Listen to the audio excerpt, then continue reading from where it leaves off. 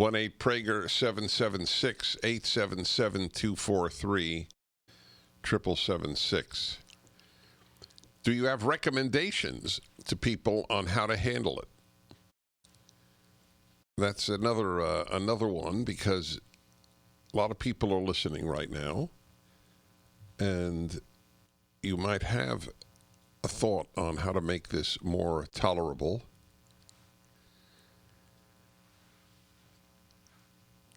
But, or do you go to work? I can tell you from the traffic patterns, not many people are going to work where I live in Southern California. I now, anywhere I go, I get there as if it were Christmas morning. I mean, this is a phenomenon. The time we're living in is a phenomenon. This is a classic example of the Chinese curse, may you live in interesting times. Though the irony is they're interesting times, but you may not be having an interesting life right now. I mean, basically, most Americans right now are under house arrest. Now you know what house arrest is. It's generally considered a bad thing. People don't get sentenced to house arrest and go, whoa, what a chance to clean up the house and reconnect with my loved one. On the other hand, this is not permanent. So how is it working out?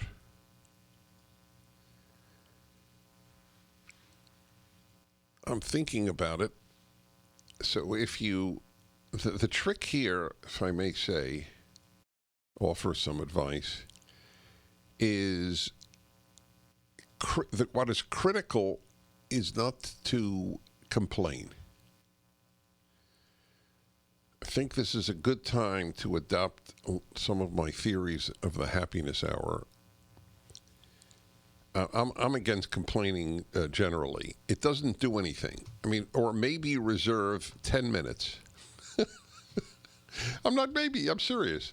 Reserve a 10-minute period each day to say what's really annoying you. Not about the other person. I don't think that's a good idea. But just about the situation. But here's another thing. Maybe I'll talk about this during the happiness hour. This is an example of where it is critical to react positively. And I am a skeptic of the quarantine, and I'm saying this. This is the only freedom we truly have in life, is how we react to what happens. You and I are not free to determine whether we can go to a restaurant. You can't go, or a movie, or a sporting event. It's just because they're not happening. You can't go. They're not open. Our only freedom, this is from Viktor Frankl, our only freedom, true freedom, is how we react. So maybe this will be my happiness hour theme, because I probably want to incorporate what's happening into the happiness hour. But make as much lemonade out of this lemon. And for some of you, it's a very, very hard thing to do. If you're a waiter or waitress, or as they now say, server, I don't know why that's I know why it's a preferable term, but I don't think it's a preferable term. But if that's what, then you're not making a living. I work out 3 days a week with a personal trainer at a gym. She's not having any income now. That's how she makes her money, is from her clients. When did I last have a session? It was I guess Sunday. Yeah, Sunday it was open, and it was my last one. Weren't too many people there, but I would continue to go. The law of logic would prevail that not hugging or anybody at the gym, everybody keeps their distance anyway, I would have continued to go. But so it's not easy. I know what she's doing. She's spending all day now with her newborn. That's probably in some ways a blessing. But the income is an issue. All right, everybody. Let's see how you're doing with your significant other. Walt in Seattle, Washington. Hi, Walt. Yes, sir. Hi. Can you hear me okay? I certainly can. Oh, wonderful. Hey, Dennis, you're a wonderful man. I'm a longtime listener, first-time caller. Thank you for all of that.